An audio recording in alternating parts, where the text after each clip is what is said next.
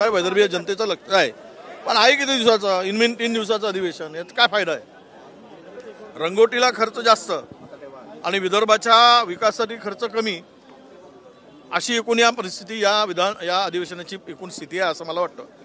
म्हणजे हे अधिवेशनावर होणारा खर्च अधिक आणि जनतेच्या वाटेला, वैदर्भीय जनतेच्या वाटेला मिळणारा निधी कमी, असं एक खुलासा या ठिकाणी करता येईल. मला वाटतं हे अधिवेशन होत असताना पुन्हा मुदत वाढवावी अशी आमची आग्रही मागणी असणार आहे.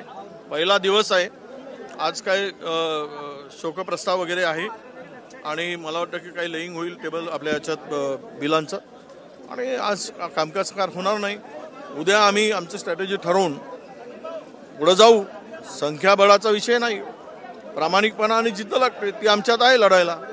आम्ही महाराष्ट्रातील 14 कोटी जनतेला सरकार चुकेल तिथे जनतेच्या लक्षात आणून देऊ आणि जनतेला चुका करताना त्यांच्यावर प्रहार करण्याचं काम आमचं नक्की राहील, हा आमचा पूर्णतः विश्वास आहे. 48 वर्षाचं काय मी म्हणालो, अरे 1 वर्षाआधी बदलावा. त्यातले 15 मंत्री तर डाग असलेलेच आहेत, डाग त्यांच्यावर कलंकित आहेत.